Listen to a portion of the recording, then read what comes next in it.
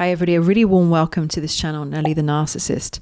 Today I want to delve into a fascinating topic that was requested by a viewer of the channel. Now they want me to share my thoughts about the phenomena that is widely reported by victims of narcissistic abuse about seeing the narcissist's eyes turn black. Now the request came from a viewer in response to a video that Professor Sam Vaknin recently posted on his channel, where he, from a purely psychological perspective, claims that this occurs due to victim psychosis. As we look at this topic, I also want to pull in a few more examples of what the skeptics actually have called mass hysteria or hallucinations, and also share some real life occurrences that not even the medical profession can explain. And so the cases just get defined as miracles. And the reason that I want to bring this to people's attention in this particular debate is because there are things that happen in the world that are just so mysterious, that defy human laws and are so outside of the realms of what we consider to be possible, and yet they do happen. So I want to share my thoughts on this today, and if you're new to my channel, then this is a place where I look at both the psychological and the spiritual aspects of MPD, because I believe that MPD is also a spiritual condition, and I honestly believe, like many other viewers on this channel, that to get a full picture, you can't discredit the spiritual element. It's actually essential, and it helps people to recover and to heal and to also validate, any experiences that people have had where others might say, you're crazy, or that didn't happen. We all need the validation and support to say, actually, that happened to me too. If this is something that you appreciate, then please do consider subscribing to my channel and helping me to get this word out to more people by liking, sharing, and joining the conversation by commenting your thoughts down below. And before I delve into this topic, I just want to define my standpoint. I believe in one love that Bob Marley sang about. I believe that we are all connected by the same thread, by love and by our hearts. It's my belief that this is the true essence of who we are, no matter how tainted it becomes or how far we stray from the path of truth. I believe that there is a higher power that wants to guide us and guide us home. But it's also my belief, like a lot of people believe, that we've got our own free will and choice, and the higher power, the divine spirit, or God, or whatever you would like to call it, will never force us to choose love. From my own experience with a malignant covert narcissist, in the end, and I'm going to link you to a video where I share my story, I saw in them something that really disturbed me, and it was a supernatural encounter. I touched something that had been hidden from me for a very long time, that surfaced, and it shook me to the core, because even though I was a spiritual person, I never believed in demons. I didn't believe in possessions. And yet the energy that I felt with the narcissist was demonic. Not to be offensive to anybody religious, but I thought that terms such as demon or demonic or possession were used in religion to persecute people. And of course, on several occasions in history, this has been done. But when I use the terms now, demonic energy, dark entity, or demonic possession, to describe what I believe is going on with a lot of narcissists, particularly malignant, I use these words to keep it real because there's no other way to describe it. Having had the experience that I did, I believe that some people do have a demonic influence, and sometimes even demonic entities or dark energies that are attached to them. And honestly, if you'd like to know a little bit more about this, there is a book that I recommend called People of the Lie, and this was written by psychiatrist M. Scott Peck, that had his own experiences of human evil in his clinical practice, and he believes completely that the supernatural exists from these encounters that he had. There are always people in this world that will create the notion that those having experiences are crazy, or they're liars, or they're exaggerating the truth, or they're not a stable or reliable source. So when books are written by highly respectable people, sadly, in this world that we live in, people place more respect to those that are psychiatrists, or professors of psychology, or doctors or scientists. As the author of People of the Lie, as he states, people give too much emphasis to science as an authority because scientists are changing their minds all of the time about concepts as new research comes out. When I was healing from narcissistic abuse and I started to do research, I realized that the reports of people seeing narcissists' eyes turn black is actually quite a big, widely spoken about phenomenon. Obviously, It's such a big topic that even a professor of psychology is mentioning it in his videos that he's making. Now, it is Sam Vaknin's opinion that the victim of narcissistic abuse is experiencing an episode of psychosis, which basically means a temporary break from reality that creates a hallucination. In my opinion, even though highly stressful experiences that put the mind, body, and nervous system and spirit, of course, under immense pressure can certainly lead to psychosis. What I find unexplainable through this analysis of psychosis is why the same black eyes are being reported by many, obviously thousands of people in different places in the world at different times. I don't like to make arguments or debates because people will believe whatever they want to believe at the end of the day. But if I were to make one, I would say that we could accept it as psychosis if everybody had different experiences. But how can it be psychosis if people are seeing the same thing? There are so many reports of victims of abuse seeing narcissists' eyes turn black. And so many, if every single person was given a psychedelic, for example, and even if you put them in exactly the same room and got them to look at one particular object, how many people do you think would report seeing the same thing? I think it would be extremely rare if even two people in that room had the same experience. And I'm just using that as an example, to say when people make breaks from reality, they get very different experiences usually. But if you don't want to believe that the occurrence is supernatural of a narcissist's eyes turning black, then people are always going to find a reason that makes sense to them and puts their own minds at ease. But you see, when there's anything that is unexplainable through human tangible understanding, whatever what, somebody will always try to explain it through science or psychology, even when they have no proof to say for sure. Just like my belief as a supernatural occurrence also has no proof for sure. But what I do know is that some things are beyond human explanation. And yet, humans try to fit them into boxes for their own limited understanding. And I say limited because, in my opinion, it doesn't matter what IQ a person has or where they went to college or what degree they have. They could be the top neuroscientist in the world and won all kinds of awards. But when it comes to knowing the universe and the vastness and mysteriousness of the universe, it's beyond anybody's comprehension. What I want to start by saying is that as a victim of narcissistic abuse, it may be the very first time in your life that you had a spiritual or a supernatural experience, and not a pleasant one. And I shared a very intimate portrait last week about my story with narcissistic abuse and my shock horror in finding out that behind this physical facade that they had, there was actually something very scary going on. I touched an evil presence, and it was a shock and trauma because, just like everybody else, we don't actually know what exists inside of them, especially in the person that we care for, because, they do such a great job of hiding it for a long time. Now, for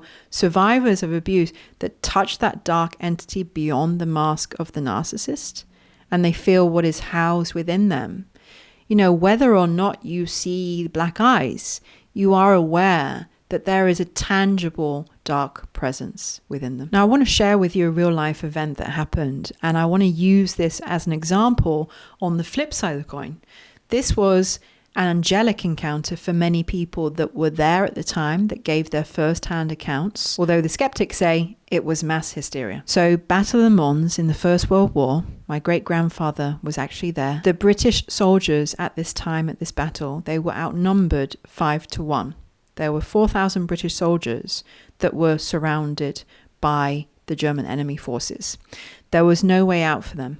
And actually, the British nation, they were called to prayer by the king. And what is reported by different soldiers of different ranks and different areas, different places of the battlefield, is that as the German cavalry started to approach them, bright lights suddenly appeared in the sky. Now, some saw tall angels, others saw an army of light-being archers, others just saw bright lights, and the horses of the enemy army got so spooked that they wouldn't go forward. Whatever happened, this enabled the British soldiers enough time to be saved. Because there was no logical explanation, people have called this mass hysteria, which could be understandable in such terrible warfare.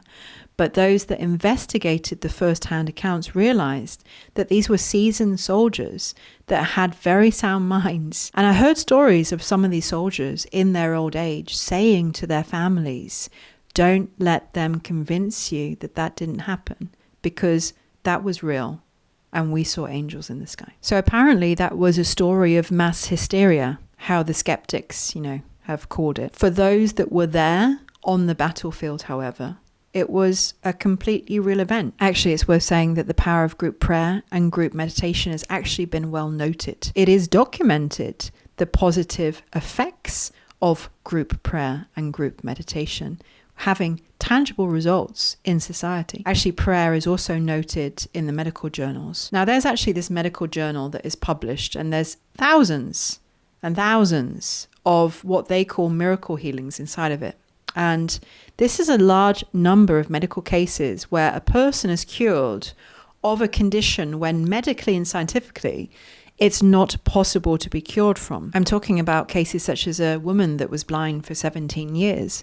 She'd never seen her husband or children ever before. And one night her husband was really praying for her hard to see again from his heart.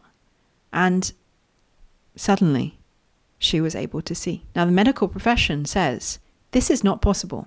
You cannot reverse this kind of disease that she had in both of her eyes, where she was unable to see for 17 years, to suddenly regain her sight is not possible. There was also a guy called Chuck, and he had stage 4 bone cancer. His vertebrae had snapped in several places.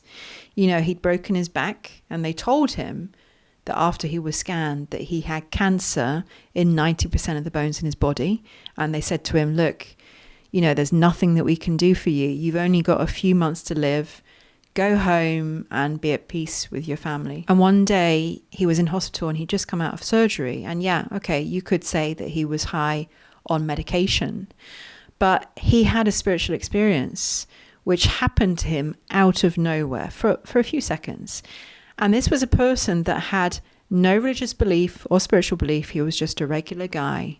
And he believes that this was a spiritual encounter. And what happened after that particular experience, when they did a scan, not only did they find 0% cancer, but they said not only that, but your broken bones of your back are so perfectly healed, you couldn't even see that they were ever broken. The medical professionals will tell you what happened is not possible. And yet, they can't deny it happened because the result and the evidence is right there. So these instances, these miraculous occurrences, these phenomena are published in medical journals and are basically, a compilation of unexplainable events. Nobody's even trying to explain them because they can't. They just fall down a rabbit hole. So they tuck them neatly away and they don't really talk about them. They just publish them. Miracles. Don't know how it happened. But when it comes to the phenomena of the black eyes of the narcissist, this is at least, one person in psychology trying to explain it as a victim psychosis. It's my belief in those moments where victims of abuse experience a narcissist's black eyes, it's my belief that inside that moment, they're seeing the demonic force, the demonic entity, whatever it is inside the narcissist that's not them, it's not human, it's a supernatural experience. It's supernatural. At the very end, when the narcissist that I dealt with had nothing left, they had used the array of tactics and all the weapons in their arsenal, and they'd run out of ideas. They had no aces left to play, and this was the first time and the only time that they decided to fully unmask and allow me to see what was beneath the surface. And in that moment, no, I didn't see their eyes turn black, but I did see and I did feel the atmosphere change. And immediately I felt like I'd entered a horror film. The feeling was of terror, and I felt like they had finally revealed a presence that they had been hiding all along. I was in an evil presence, and it came in and it showed itself for a very, very short time. And then it switched back to masking with its many layers of human costume. And although I can only go on my experience alone from them doing that, I realized that this was supernatural. And the narcissist was a lot further gone than what I ever knew. And it wasn't just a mental condition. It was a spiritual condition. From witnessing and encountering what I did, I honestly believe that that person had a possession. And because I believe that it's true for that narcissist, I also believe that it's true for other narcissists, particularly malignant narcissists with a dark triad or tetrad. There are malevolent energies and entities, or many entities within narcissists. I do believe that. I do believe that these entities, these malevolent spirits, are in the driver's seat because I saw it. And I don't think that it wants to be revealed, but there are certain moments when it surfaces. And it doesn't surface for a very long time. It surfaces for a moment of being seen and then it disappears again. If you get to a point where the narcissist shows you the demon or the demonic entity or their demonic influence or their possession, whatever it may be, if you get to that point, it's because the narcissist is often incredibly angry. Not just angry, but they've lost control somehow and they want to show you who you've offended. I don't actually think that the narcissist wants to show you this demonic entity or this dark influence that they've got going on, because I think to show it to you, even though they have no choice in that moment or they've lost complete control, whatever you've said or you've done, and it's surfaced, at the same time, they're aware, although they may want to scare you, they also are aware that by revealing what is hiding within them, leaves that entity then in a kind of vulnerable situation because you now know that it's there. And although I never tested this and I wouldn't advise anybody, actually testing this, I believe that when that entity has surfaced and you've touched it and you felt its energy, I think that you could probably call it out again, because when you know better what you're dealing with, you have more information and you know better of how to combat it, which is basically to get as far away from them as you humanly can. If you see this kind of dark influence or demonic entity in somebody, it's time to run. For me, I believe, like many others, that MPD is a spiritual condition as much as a psychological one. And I believe very, very few people actually get to see the real underlying face of the narcissist. When I understood that these dark entities were going around in great disguise, operating as partners and parents and friends and colleagues, this is why I felt so compelled to start this channel, to get the information out there. Because I understand that there's a covert darkness that's destroying people's lives and putting out their lights. And when you experience evil, you just know you're in the presence of something monstrous. So those are my personal thoughts on this subject. But I'm curious now. I hand it over to you. Have you seen a narcissist's eyes turn black, or have you had a personal encounter like myself where you got to touch what you think is a demonic presence or entity within the narcissist? Before I go, I just want to say a big shout out, thanks to everybody that is subscribed in all the ways that you help me, not just through subscribing and liking and watching, but also generous donations. Thank you so much. I appreciate you on all levels. For now, take care. I send love and I'll see you again next time.